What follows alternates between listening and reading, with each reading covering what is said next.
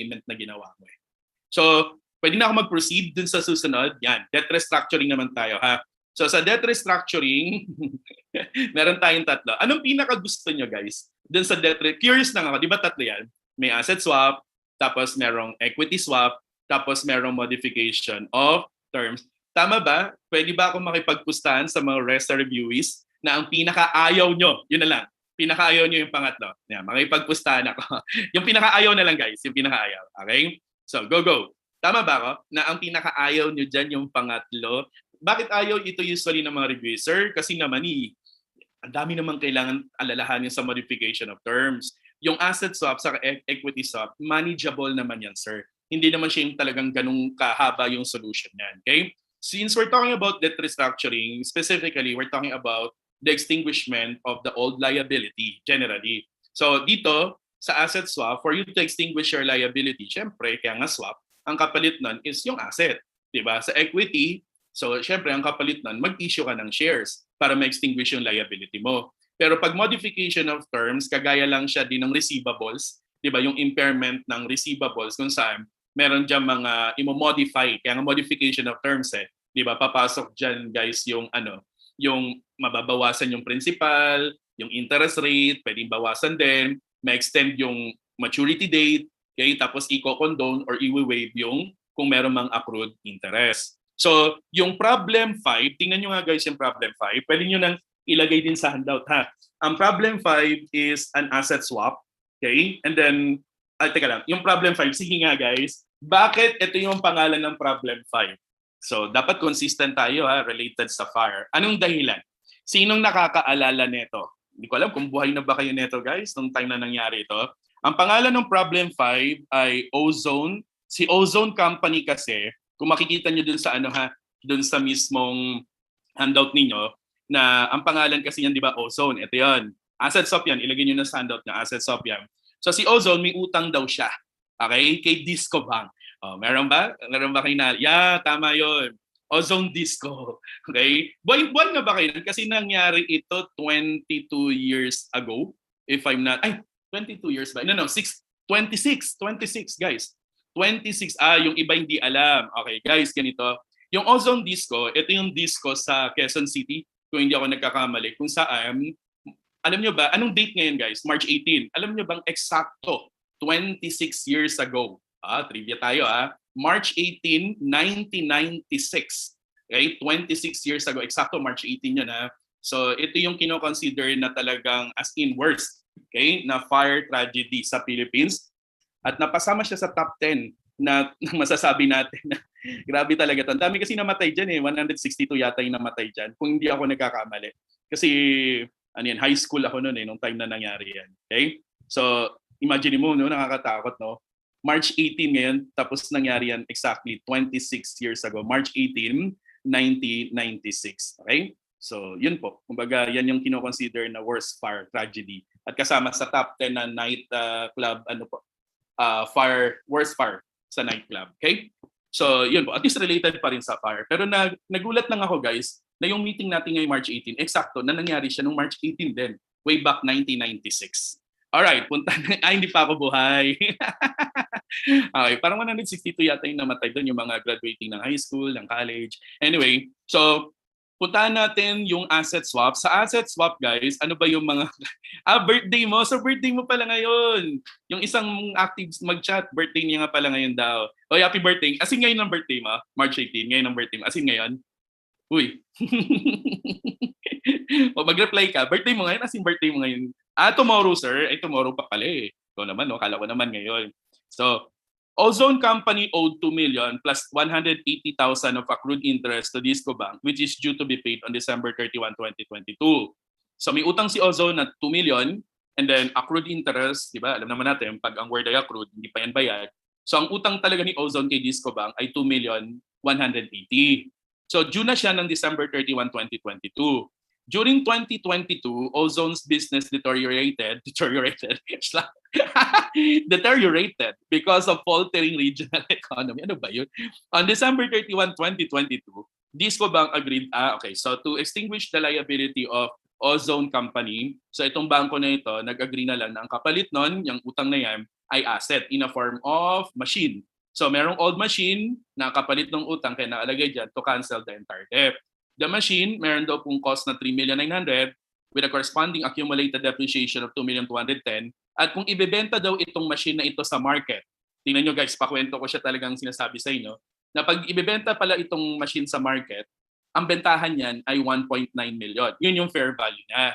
So ang tanong dito, how much should ay, may nag-chat pala. Anong pangalan para mag-greet namin? O, may nagtatanong kasi hindi ako pwedeng mag-name drop kapag ang chat ay host and panelist lang. Hindi naman to everyone eh. O, tinatanong ano daw pangalan ng magbe-birthday para daw mag-greet. Pwede ko bang i-reveal? Ay, sabi niya wag daw. Wag daw. Okay. E paano yan? Ayaw nung ayaw magpabanggit nung magbe-birthday. Sabi niya, wag po, sir. Okay, parang iba yon. Wag po, sir. Ano ba talaga? Okay.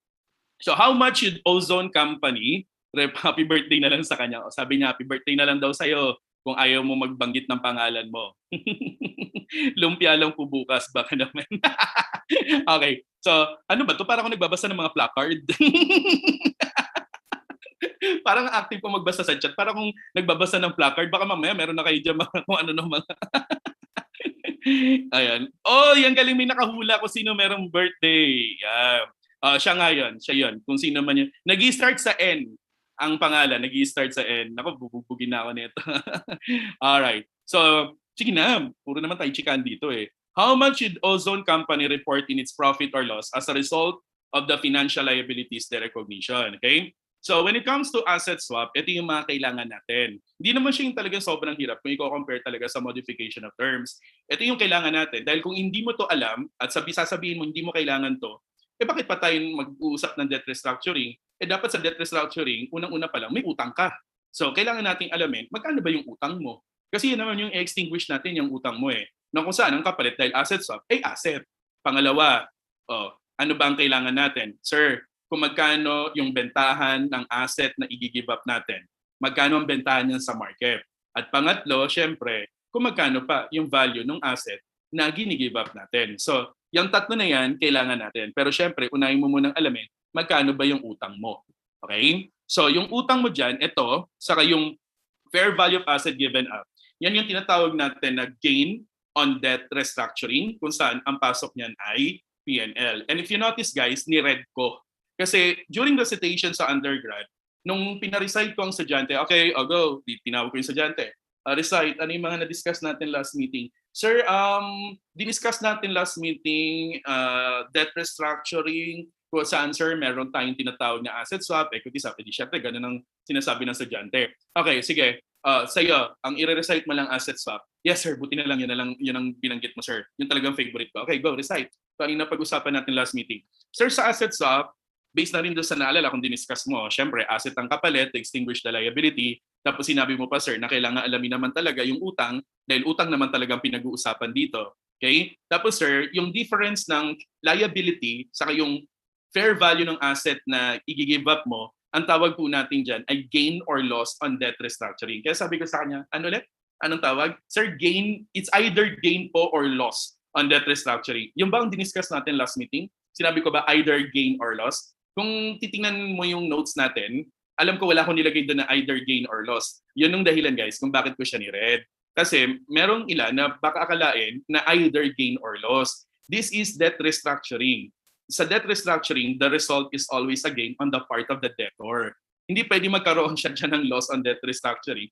Dahil kaya nga siya nag-undergo ng debt restructuring. Dahil, di ba, yung mismong debtor, nasa loss stage na siya eh. 'Di ba? Kumbaga parang ano na siya baon na siya tapos gusto mo after ng debt restructuring mas lalo siyang malunod, 'di ba? So dito conceptually, ang result dapat ng debt restructuring is a gain. Hindi pwedeng magkaroon ng loss. Kung meron mang loss pertaining to the restructuring, dapat sa part mismo 'yun ng creditor. Okay? So sana malinaw po 'yun ha. Kaya sabi ko, teka lang, wala naman tayong discuss na gain or loss on debt restructuring. Sabi ko, okay. Sabi ko doon sa estudyante, go, come to think of it, i-picture out mo yung sarili mo na ikaw yung may utang. Bakit ka nag-undergo ng debt restructuring? Sir, kasi medyo hirap na talaga Nasa financial distress na talaga kami. So baka hindi ko na mabayaran yung utang. Kaya dito, nag-undergo kami ng debt restructuring. Baka mapakiusapan. Okay? O, tingnan mo, hirap ka na nga O, after ng debt restructuring, willing ka pa ba na mag-shoulder pa ng another loss, di ba? Double jeopardy na ang dating nun eh.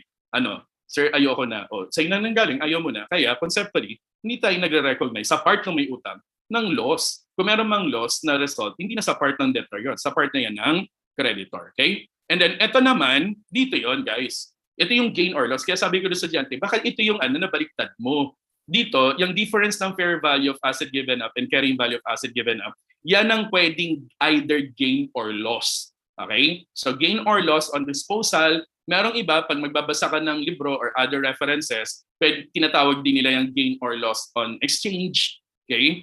Iba nga, gain or loss on sale. Which is pwede naman kasi, ang dating nito, balita ko may machine ka daw. Yes, naku, may utang ako eh. Paano kaya? Alam ko na, yung machine na to, ibenta ko sa market. Kaya nga di ba fair value? The way ko yung binasa kanina yung problem, di ba pakwento na pag ibebenta daw sa market, mabebenta mo daw yan ng 1.9. Go! Punta ka sa market. Magkano mo mabebenta sa market? Sir, 1.9. Edi yun ang proceeds mo. O yun ang pambayad mo. Okay? Kung magkano mo pwede mabenta yan sa market, regardless kung anumang amount yan na nasa market ng bentahan, yun ang ibayad mo dun sa pinagkakutangan mo. Willing naman siya. Di ba? Na basta mabayaran mo siya, tapos na. Tapos na yung utang. Kaya it's like pumunta ka sa market, nabenta mo siya ng 1.9, eh ang natitirang value pa niya, syempre kukunin mo yung carrying value. So it's like a gain or loss on sale na binenta mo muna sa market. Pero kadalasan, ang proper term natin is gain or loss on exchange. Di ba? Or gain or loss on disposal pwede din. Or gain or loss on sale. Tapos, yung mismong ibabayad mo, di ba yung fair value, ito yung proceeds. Okay? Kasi binenta mo sa market ng 1.9. So, i-compare mo din sa utang mo, okay? Na dapat, syempre, mas mababa yung mismong proceeds dun sa utang mo para magkaroon ka ng gain. Kaya kung isusupply natin, guys, yung figure, ganito yan. Di ba may utang ka na 2,180? Yes, sir. May utang pa ako na accrued niya eh. So, ibig sabihin, pati interest, hindi mo nababayaran. Okay? Hindi mo sasabihin na word na accrued yan kung bayad mo na eh. So, ang utang mo lahat, 2 million plus yung interest. So, 2,180. O, paano mo babayaran yan? Siyempre, yung asset. So, it's like, ano yung kwento ko kanina? Yung machine, binenta mo muna sa market. Magkano mo nabenta? Sir, 1.9. O, yung 1.9 na yan yung proceeds na na-receive mo na as if binenta mo sa market yung machine. O, bayaran mo na yung utang mo. Magkano ba utang mo? 2,180. O, dapat nga, mas mababa lagi ito. Okay? So, 1.9 to 180, that's why gain yun. Kasi nga, di ba, na nakamura ka lang sa pagbabayad ng utang. Utang mo to 180 willing naman yung creditor na bayaran mo na lang siya ng 1.9. Kaya on your part, yung difference nito is a gain on debt restructuring. Tapos, yung carrying value ng asset, so may 280 na gain ha. And then, ang carrying value, tama ba? 1,690. So 3.9, hindi kasi directly given yung carrying value eh. Pakibawas ngayong accumulated. 2,210, ibawas mo sa 3.9. 1,690 na. Okay? So ulitin natin, binenta mo sa market ng 1.9. Ang natitirang value na lang yan, 1,690. So yung difference naman na ito pala, pinakita ko. So may difference na 210. So dito, pwedeng gain or loss. So 210, and it is obvious naman po na gain dahil mataas ang bentahan sa market kung i-compare dun sa value ng asset na natitira. Okay? So ang tanong, how much should Ozone Company report in its profit or loss as a result of financial liabilities recognition? So ang total na pumasok sa profit or loss, itong gain on debt restructuring, kasi P&L item yan. And then yung isa pa, the gain on disposal. So parehas naman silang gain, why don't we just add? So 280 plus yung 210, again, parehas sila ng nature gain po. So ibig sabihin po niyan, yun po yung magiging total na dapat ma-recognize sa profit or loss. Or kung gusto natin, para mas mabilis, di ba, 180 carrying value of liability versus the carrying value of the asset. So carrying value versus carrying value para makuha mo ang total amount na papasok sa P&L. Pero kung tanong lang, magkano ang gain ng debt restructuring? 280 lang. Ang tinatanong kasi dito, magkano ang papasok sa profit or loss? So ang total na papasok dyan is 490 po. Okay? So yun po yung total amount taken to profit or loss. That's it. Yun ang asset swap. And then puntahan natin. So recap natin. What are the frequently asked questions when it comes to asset swap? The frequently asked questions are the following. How much is the gain on debt restructuring? Asahan nyo na talagang gain lang yan, hindi gain or loss. How much is the gain or loss on exchange? How much is the gain or loss on disposal? How much is the gain or loss on sale? So pwedeng ma-encounter nyo yung mga terms na yun. So doon po, pwedeng magkaroon ng either gain or loss. Pero kung ang tanong na, how much is the total amount taken to profit or loss as a result of the recognition of liability. So yung dalawa na i-combine natin. So para mas mabilis, carrying value of liability versus the carrying value of the asset. So 2180 less 1690, so ang lalabas agad doon yung total na net amount taken to profit or loss. Okay? So the answer for number 14 is letter dog po. Kaya pakilagay na lang ha. Sa letter boy po, yan po ang magiging sagot kung ang talagang specific na tanong, gain on debt restructuring. Sa letter C naman po, yan ang isagot. Ilagay sa gilid ng handout, yan ang magiging sagot kung specifically ang tanong po, how much is the gain or loss on disposal or exchange or sale ha. So number 14 letter dog. Di ba? Ganun kabilis yung asset swap. Pagdating naman sa equity swap, ito yan. Okay. Sige nga, tanong ko lang nga sa chat. Bakit related siya? Bakit related pa rin ba siya doon sa ating team? Okay, gusto ko lang malaman sino makakahula kung paano naging related itong nababasa yung company sa problem 6. Kailangan ng team natin related pa rin sa FIRE Wala lang naisip ko, sorry medyo maloko lang Kasi sabi ko, ano pa ba? Ano pa bang pwede? Okay? Ay, ang galing naman. Okay? Ang galing nung una nag-chat nung nakuha niya kaagad.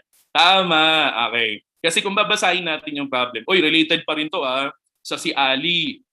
Diba? Siya yung company na merong utang, experiencing financial difficulty. So nakipag-negotiate siya doon sa pinagkakautangan niya. Okay? So anong pangalan guys? Oo nga, ang init dito sa totoo lang. As in, para ako naliligo na sa pawis. Anyway, so guys, hanggang ngayon wala pa rin kuryente. Pero buti na lang kinakain ng mobile data ko kasi ano lang to 1 gig, kaya ba gano'ng katagal ang 1 gig na mobile data pagdating sa Zoom? Hindi ko talaga sure. Pero mukhang matibay hindi pa rin siya nag-i-stop. Pero 1 gig lang to nung ni-register ko. Anyway, so si Ali siya yung may utang. Tapos si Tap Bank. Ayan guys, Ali Tap. Kaya natuwa ko dun sa unang nakahula. Although meron mga sunod-sunod na mga nagchat-chat. Ali Tap. Kaya naisip ko to, baka meron po sa inyo nakalimot na ito yung Tagalog ng Firefly. Fire. Angal kayo fire pa rin yun. Related pa rin sa fire. Kasi baka may nakalimot na di ba? One lecture if ever. Sabihin sa time natin na force. Okay. So, yun po. Kaya naisip ko lang, baka may nakalimot na. Oo, nakalimot na siguro na ang Tagalog ng Firefly ay alitap-tap. Yun, kasi baka isipin nyo na iba pang Tagalog yun.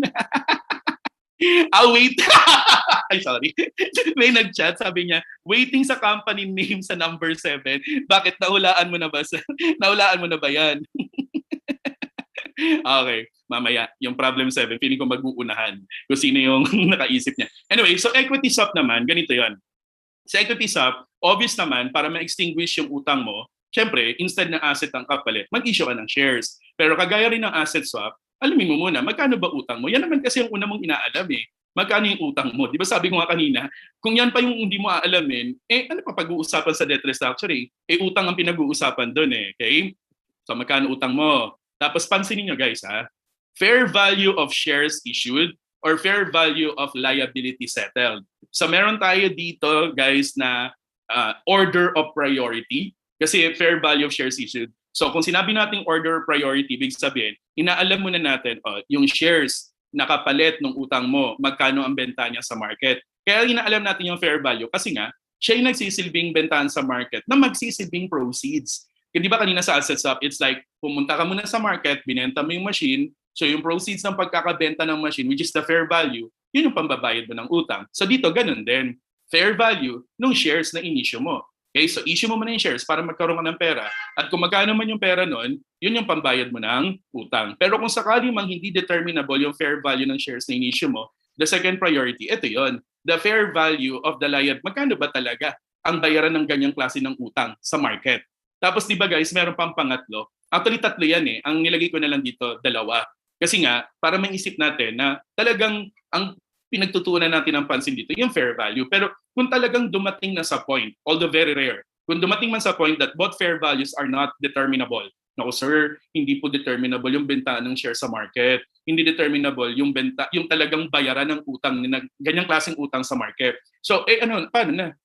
Both fair values are not given. Wala ka na ibang choice. Kundi, ang third priority mo is the carrying value of liability. That's why if both fair values are not given, automatically there's no gain on debt restructuring. Bakit? automatically the difference is zero. Di ba ang third priority mo is the carrying value of liability. Imagine mo, ang kinompare mo doon sa carrying value of liability is also the carrying value of liability na parehas lang na amount. Kaya automatically, the difference is zero. Okay? So, yun po ang dapat tandaan natin. And then, alamin natin, syempre, ibebenta mo yan sa market eh. Magkano ba ang par value niyan? Di ba yun yung nominal amount na pwedeng ibenta yung shares. So ito po, yan po yung gain, hindi either gain or loss, it is a gain on debt restructuring. It's like pumunta ka ng market, ibenta yung shares, at yung proceeds ng pambayad mo ng utang. And then back to basic ng shareholders equity, na kung sakaling ibebenta mo yan in excess of par, okay, yan naman po ay share premium, which is not a profit or loss. Ang tanong kasi dito, what is the amount of gain on debt restructuring to be reported in its profit or loss? Or kahit walang gain on debt restructuring, sabihin lang, how much should be taken to profit or loss? Hindi mo pa rin isasama yung share premium. Dahil ang share premium is an equity account. Okay? So kung isusuplayan na natin ng figure, ang utang mo dyan, 6 million. Tama ba? Ali Company is experiencing financial difficulty and is negotiating on troubled debt restructuring with its creditors. Ali Company, ito na yan, may utang siya kay Tap Bank na 6 million. Wala naman sinabing interest na hindi nabayaran or walang sinasabing accrued interest. So malinaw, ng utang niya 6 million. Okay, to extinguish the liability, sabi ni bank, okay, sige, kapalit na lang yan shares. So 200,000 ordinary shares yung in-issue. Ang bentahan ng bawat share niyan sa market ay 24. O di, maganda, given yung first priority, the fair value of shares issued. Ang nominal amount na pwedeng ibenta yan ay 20 pesos per share. So kung ibebenta mo yan sa market, mabibenta mo ng 24 while the par value is only 20. So meron ka diyang tubo na 4 na piso. Pero conceptually, tubo, gain, pero not to the extent that you will record the gain account. Because kagaya rin na napag-usapan nyo sa shareholders equity, di ba? Hindi rin naman i-record yan as gain. I-record siya in a form of what? Share premium. So magkano ang bentahan sa market? Sir, 24 pesos po ang bentahan niya sa market. So 200. So it's like pumunta ka sa market, binenta mo yun ng 4.8 million, yun ang pambabayad mo doon sa utang mo na 6 million. So dito, gain talaga. Dahil nga, ang baba lang ng binayad mo eh. Ang utang mo 6 million, pero tinanggap na lang, nabayaran mo yan ng 4.8. So P&L yan. Okay? Ang par value mo dyan, 20 pesos. Pero nabenta mo in excess of par. Okay? So magkano? Yan, 20 pesos times 200. Kaya yung difference naman nito, that is 800,000, pero hindi po siya P&L, share premium. Okay? Yung tanong kasi yung papasok sa P&L, and that is understood na gain on debt restructuring. Kasi hindi naman P&L ang pasok na ito eh. Kaya dun sa number 15, ang tamang sagot, letter C po. 1.2 million lang ha, yung papasok sa profit or loss. Ilagay nyo na lang sa letter boy kung ang tanong po, yung share premium na dapat ma-recognize. Okay? Or magkano ang papasok directly sa equity. E di ito, 800,000. So sa number 15, yan po yung sagot. So what are the frequently asked questions when it comes to equity swap? So ang mga frequently asked questions dyan, of course, magkano ang gain? Hindi pwedeng either gain or loss. Gain lang. Gain on debt restructuring, at tanda natin sa P&L ang pasok, magkano ang share premium, and that is an equity account. At kapag tinanong magkano papasok sa profit or loss, huwag isasama yung share premium na yan. And then last one, modification of terms. So modification of terms, guys, dalawa yung kailangan natin. Siyempre, ito pa rin, mula asset swap hanggang equity swap, hanggang dito sa huli na modification of terms, inaalam mo naman talaga kung magkano yung utang mo. So carrying value of old liability, and then inaalam natin, kasi di ba pag modification of terms, yung terms minomodify. So nare-restructure yung future cash outflows. Dito, wala namang kapalit na asset, walang kapalit na shares, nakikiusap ka lang na pwede bang bawasan yung principal, pwede ba yung interest rate bawasan kasi ang taas, or pwede bang i-extend pa natin ng 2 taon or 3 taon, pwede ba yung hindi ko na bayaran ng interest, i-condone mo na lang or i-waive mo na lang, something like that. Okay? So, because of the modification of terms, the future cash outflows, mare-restructure. So ito po, tatawagin muna natin siyang difference because ito muna, pag-usapan natin yung present value of restructured future cash outflows. The present value of the restructured face value, kung halimbawa yung principal amount binawasan, dapat nakabase na tayo. Kasi nga restructured yung bago. The present value of the new principal and then the present value of the new interest. Okay? Kung bago na rin yung interest. So therefore, dalawa po kasi yung outflows mo. Yung principal sa yung interest. Since future yan, that involves time value of money, that's the reason why pini-present value natin. Instead of paying the debt right now, di ba nga kadalasan ini-extend, so nagkakaroon ng time value of money, kaya pini-present value. So yung total nito, ito yan. And another thing to remember, when you compute the present value of restructured future cash outflows, dapat ang gamitin natin dito yung original na effective rate. Okay? So, naka-highlight po, yan, kaya niredan ko, original po ha. And then, pag-usapan natin yung difference. Yung difference na yan, tinatawag ko yung SMOT, the substantial modification of terms, and then the other one is without SMOT. So, without SMOT, yan, the substantial modification of terms. So, ito po, at least 10%. So, yan ang ating threshold. When we say at least, exact 10% is included.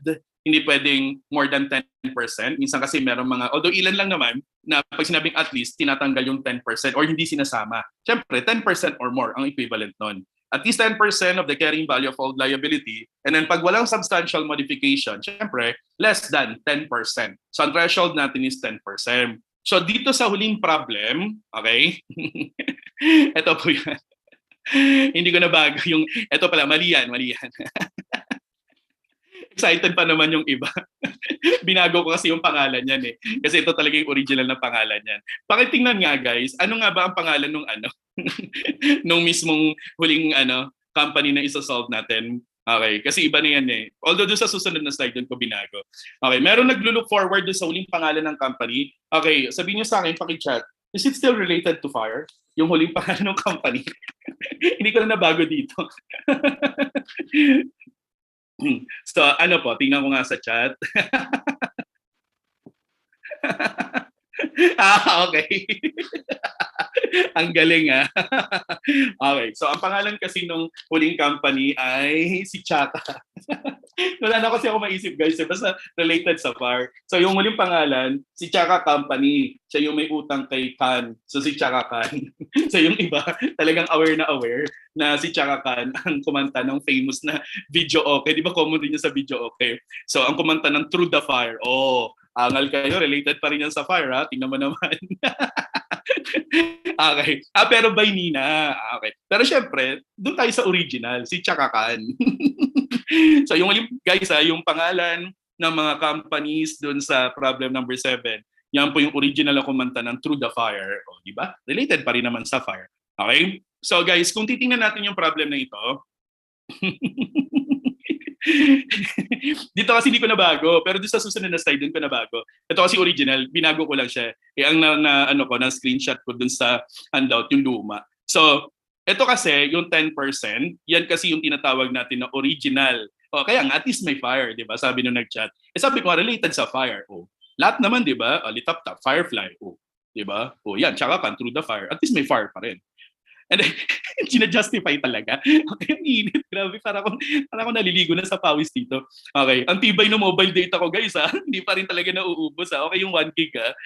Yun, siguro sabi ng iba may nag-chat, yan, sir, naisakto rin sa'yo yung fire. Init na init ka na dyan. Oo nga, buwisit to, tagal yung brownout, ha? Okay, so 8 million yung utang. Okay, tapos merong accrued interest, so 800,000. So, unang-una, ang dapat i-consider natin, kapag magko-compute tayo ng present value factor, yung rate na gagamitin natin, dapat naka-base dun sa original effective rate, which is 10%. Kasi kung mapapansin nyo, guys, tingnan nyo dun sa last two bullets, okay? The present value of 1 at 10%. So 10% ang ginamit dito. However, sa bullet number 4 kasi, merong binabanggit na rate din. Ito kasing 8% na ito is the new rate para dun sa interest. Okay? Merong binigay din na PBA factor. So baka ang magamit ninyo, yung bagong rate para dun sa interest na bago. Di ba ang usapan natin original? Kaya binilugan ko yung 10% kasi dapat naka-base tayo dun sa 10% na original. So dito, i-cross out na natin yung last bullet. We will not use the 8% because that is not the original. Okay? And then binilugan ko itong 0.8264 kasi this is the present value of single payment. Alam naman natin ginagamit ito kapag isang bagsakan lang yung amount ng cash flow. Either ikaw magbabayad or ikaw yung makaka-receive. And then, yung 1.7355, yan naman po ay para dun sa equal periodic na magiging cash flow. Okay? Ano ba ang magiging periodic cash flow dito na equal? Di ba yung interest, yan ang magiging periodic cash outflows mo. So, yan naman yung gagamitin natin. Okay? So, the present value of the new face value, tingnan natin ang utang mo talaga 8 million. Tapos, nagkaroon kayo ng agreement. Sabi mo, pwede ba? Hindi ko na kaya talaga yung 8 million. Let's make it to 6 million. Guys, be careful lang dun sa 2. Kasi minsan baka by yan Reduce the principal obligation by 6 million. Magkaiba yon, ha? Baka sa pagmamadali, hindi yan fixed lagi na 2. Ito kasi ito, alam na natin, ito ni updated. Although, ano lang naman to simple, pero yung kahit simple, yung doon ka magkamali, yun yung mas nakakainis eh. Di ba? Kasi pwede yan pwede yung buy 6 million or 2, 6 million. So ito, 2 million, ay 2, 6 million. Kaya siya na yung bago. Okay? Kasi kung buy yan, hindi dapat 2 million ang basihan natin. So 6 million times 0.8264 because yan yung pang lump sum, single payment. So 495,800 ang lalabas. And then the present value of interest, ito yung periodic. Di ba ang usapan, the annual interest of 8% of the new principal.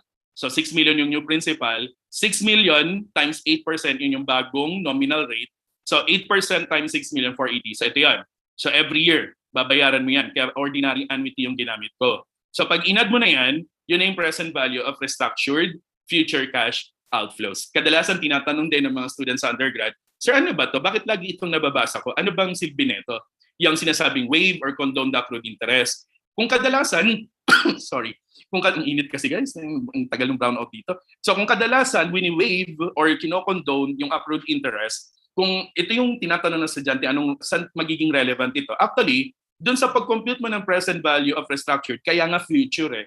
So kung sinabing wini-waive na or kinondone yan, kapag magko-compute ka nito, wag mo isasama. Kasi hindi naman ipapabayad na sa iyo eh. Ba't mo isasama yung 800,000 dito? Eh, hindi mo na nga siya future cash outflows kasi nga, wini-waive na. Ay, sige, sabi nung pinagkakutangan mo, sige, huwag mo nang bayaran yung 800,000. Oh, hindi mo naman pala babayaran, bakit may isasama dito? Okay? So kung hindi naman wini-waive yan, edi isama mo pa rin sa future cash outflows mo. Eh kadalasan kasi, encounter ng mga estudyante sa undergrad, wini-waive or kinokondone yung accrued interest. Kaya kapag sa solution, hindi na sinasama. Kaya umabot na sa point na pag tinanong mo, ba't hindi sinama? Kasi wini-waive. Kaya nga, bakit nga hindi sinama?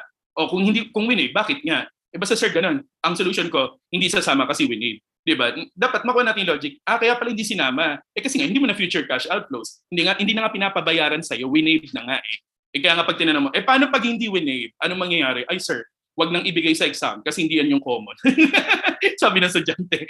Okay. Siyempre, pag hindi wini-waive, isama mo sa future cash outflows mo. Okay? So, kadalasan kasi wini-waive, tapos magbibigay ng bagong interest. Alright? Pero nandun yung logic na wag isama. Alright? So, yan, hindi na natin siya pinakailaman. So, pag inat mo yan, 5791440, so difference is 3,850,000. So, kung i-divide natin ito, 3,850,000. Pakipindot sa calculator, guys. I-divide ng 8.8, 34.18%. Ang threshold natin is 10%.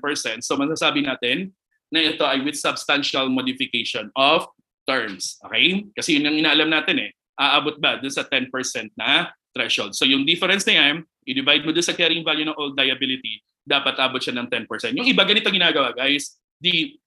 Kinuha na nila to yung 8.8. Tapos, ang gagawin nila, i-multiply nila ng 10% to. Okay? Para hindi na sila mag-divide. Okay? So, anong ibig sabihin nun, sir? By the time na na-compute nila yung carrying value ng old liability, i-multiply agad nila ng 10%. So, 880,000 pag minultiply mo ng 10%. So, pag pina-explain mo sa estudyante, sir, ganito po yon. So, di ba, 880,000. Kaya nga, ano ibig mo sabihin? Dapat, sir, para masabing with substantial modification of terms, dapat yung difference niya hindi bababa ng 880,000. So, minsan kasing iba, ayaw na mag-divide. Nagsiset up na agad sila ng minimum amount. Okay? By just multiplying the 10% threshold dun sa carrying value ng old liability. Kaya yung 880, yun ang magiging basis nila na pag bumaba ng 880, so yun po. Diba? Ibig sabihin nun, wala siyang substantial modification of terms. Okay, so puntahan na natin. Guys, biniluga ko yung 10%. Pabasa yung bullet number 5. The prevailing market interest rate is 10%. Okay? So, the prevailing, ibig sabihin by the time, guys, na ito po ay ni-restructure, yan po ay... Pogi. Pogi, nakahubad ka ba?